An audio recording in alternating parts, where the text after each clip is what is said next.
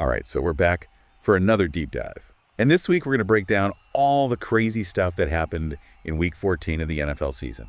Whether you're a total fantasy football nerd or just someone who watches for the playoff drama, we've got some pretty cool stuff to talk about. I think what was really interesting about this week is that it wasn't just like any other week.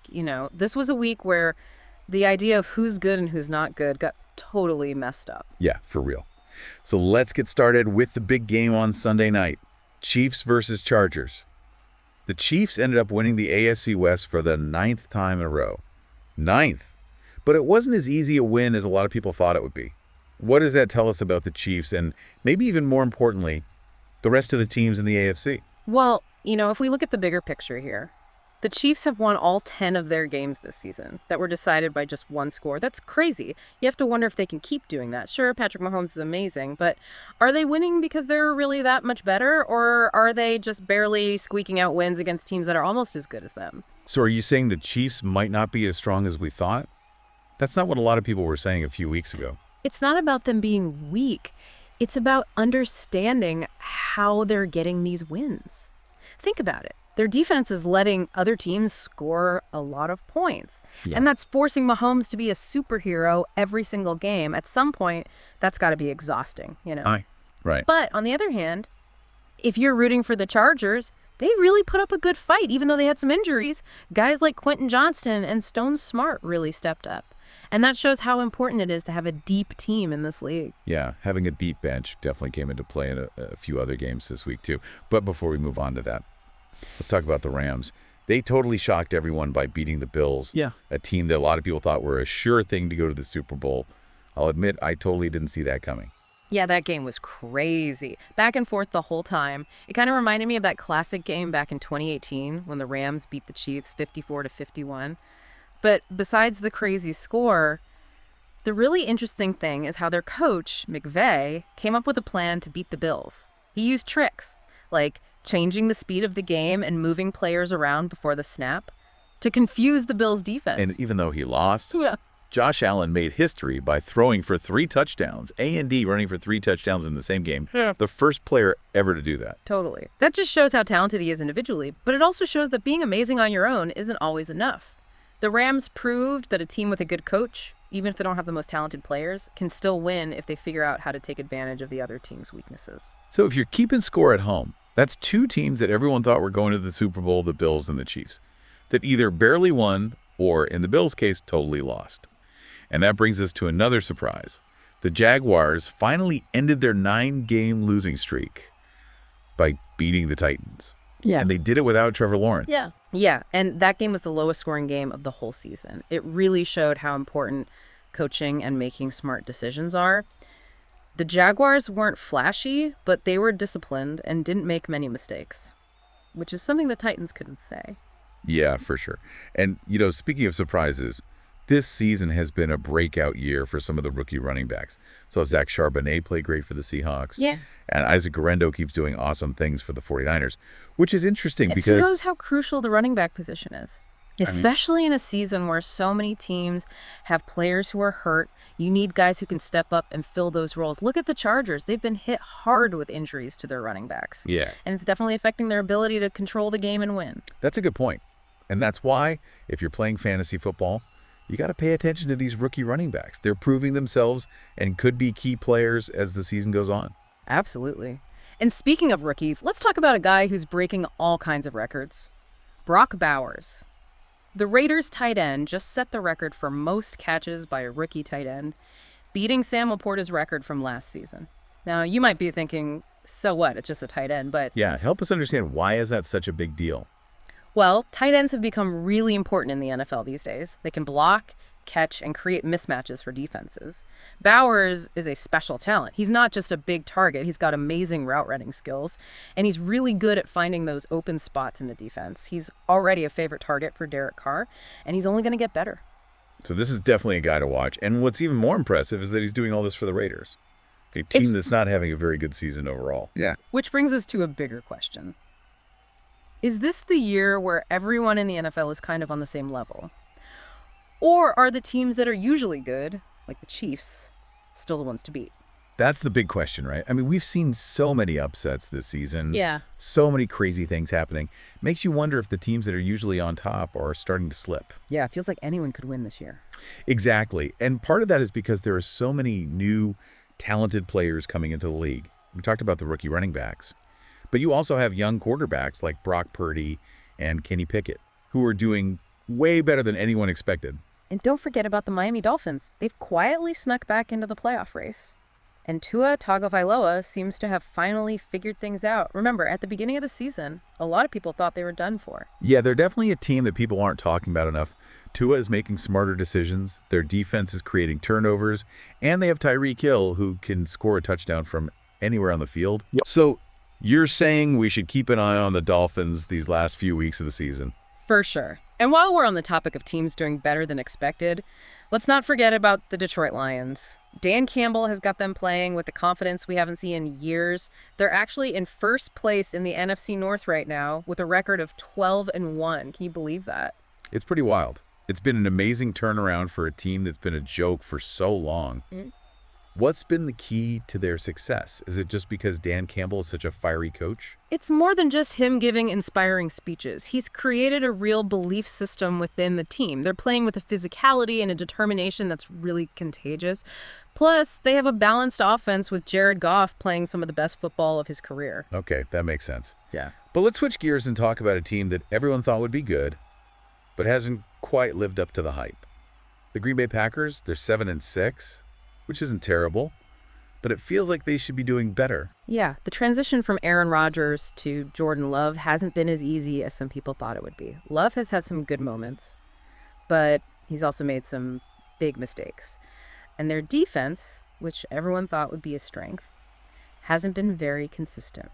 I'm curious, do you think the Packers are struggling because Aaron Rodgers was more important than we realized? Or are there other things going on? It's probably a little bit of both. When you lose a legendary player like Rodgers, there's going to be a drop in performance, no matter who replaces him. But the Packers also have some underlying issues. They haven't been able to run the ball consistently, and their defense isn't putting enough pressure on opposing quarterbacks. So you're saying it's not all Jordan Love's fault. It's the whole team that's not playing up to their potential. Exactly. And we could say the same thing about another team that's struggling, the San Francisco 49ers. They have a ton of talent, but they're only 6-7 right now. And they might not even make the playoffs. Yeah, I was surprised to see them lose to the Commanders this week. Yeah. They just haven't been able to win consistently. Injuries have definitely played a role, but it also feels like they're still trying to figure out who they are on offense. Their coach, Kyle Shanahan, is a brilliant offensive mind, but they haven't been able to run the ball effectively, and that's putting a lot of pressure on Brock Purdy. And speaking of Purdy, it's been really interesting to see how he's improved this season. He's totally blown everyone's expectations out of the water. Remember, he was the last player picked in the draft, Mr. Irrelevant, and now he's leading a team that has Super Bowl dreams. He's making smart decisions. He's not turning the ball over, and he's showing a lot of composure for a young quarterback. It makes you wonder, are we witnessing the birth of a new star in San Francisco? It might be too soon to say for sure, but he's definitely got the talent and the right attitude to be successful in this league. Yeah, I agree. Well, let's shift gears a bit and talk about another team that's been up and down this season, the Los Angeles Rams. They pulled off that incredible upset against the Bills, but they've also had some really confusing losses. They're a total wild card. They have the talent to beat anyone, but they can also beat themselves with mistakes and inconsistent play. Their quarterback, Matthew Stafford, can still throw the ball really well, but he also tends to throw interceptions. It seems like they're still trying to figure things out, trying to find the right balance between their offense and defense. Yeah, their coach, Sean McVay, is really good at designing plays and putting his players in positions to succeed, but they need to be more consistent, especially on defense. They need to put more pressure on the quarterback, and they need to create more turnovers. So for those of you who are wondering if the Rams are contenders or pretenders, I think the answer is it depends on which version of the Rams shows up on any given Sunday. Exactly. And that's what makes this season so exciting, right? You never know what's going to happen. Yeah, for sure. Now, before we finish up this part of our deep dive, let's talk about a team that's been a huge disappointment this season, the Las Vegas Raiders. They went all in during the offseason, getting Devontae Adams, but they're only 2-11 right now. What happened? It's been a combination of bad luck and just not playing well. They've had a lot of changes to their roster. They've struggled to protect their quarterback. And their defense has been really bad. It's a shame because they have some really talented players. Yeah. But they just haven't been able to make it work. It's a good reminder that talent alone isn't enough. You need good coaching, good teamwork, and a little bit of luck to be successful in this league. And speaking of luck, or maybe a lack of it, let's talk about the Philadelphia Eagles. They've already clinched a spot in the playoffs for the 4th year in a row.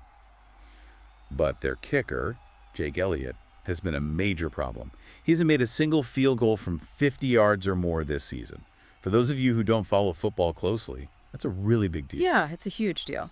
Especially when you consider how many close games the Eagles have played this year. Missing a field goal can be the difference between winning and losing and in the playoffs. Those missed opportunities can really come back to bite you. So even though the Eagles are a really good team, this kicker situation could prevent them from winning the Super Bowl. Absolutely. It shows that even the best teams have weaknesses. Yeah. And in the NFL, those weaknesses can be exposed at any moment. Right. Which brings us back to that question we asked earlier. Is this the year of parity in the NFL? Is everyone on the same level? After this week, it's hard to say no. We've seen upsets all over the place. We've seen unexpected players become stars, and the playoff races are really tight in both conferences. It's anyone's guess who's going to win the Super Bowl this year. Yeah, it really does feel like it's going to be a crazy finish to the season. Yeah. So many teams still have a chance. But before we get too focused on the playoffs, I want to go back to something we talked about earlier. Those rookie running backs. Zach Charbonnet, Isaac Guerendo, they're not just putting up good numbers. Yeah. They're changing how their teams play. You know, it's interesting. These rookies are doing so well because they're playing in systems that are perfect for them. Like Charbonnet is this strong, powerful runner, and that fits perfectly with the Seahawks offense, which is all about running the ball. He's wearing down defenses, and that's making it easier for Geno Smith to throw the ball. And Guerendo, he's more of a speed guy, like someone who could just take off and score from anywhere. Exactly. And that's why he's so valuable to the 49ers. Kyle Shanahan, their coach, loves to use trick plays and runs to the outside. And Guerendo has the speed to turn those plays into big games. So, for all you fantasy football fans out there, these rookies are like gold. But even if you don't play fantasy, it's just exciting to see this new group of running backs doing so well. It just shows you that the NFL is always changing. New stars are always coming up, new strategies are being developed, and that's what keeps the game so interesting. For sure.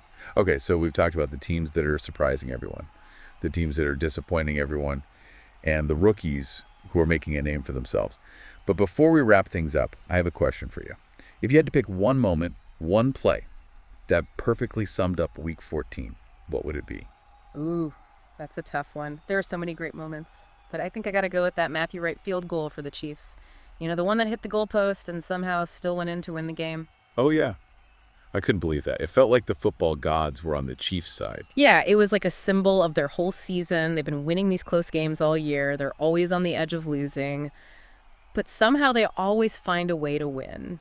Like they have some kind of secret lucky charm or something. Maybe they do. But lucky or not, that play was just pure drama, intensity, and, you know, the NFL being totally unpredictable. That's what makes it so fun to watch. Exactly. The next few weeks are going to be crazy with the playoff race. I can't wait to see what happens. Me neither. And as always, we'll be here to break it all down for you. Thanks for joining us on this deep dive into Week 14. Share your thoughts with us on social media. Let us know what you think is going to happen. And we'll be back next week to talk about all the action from Week 15.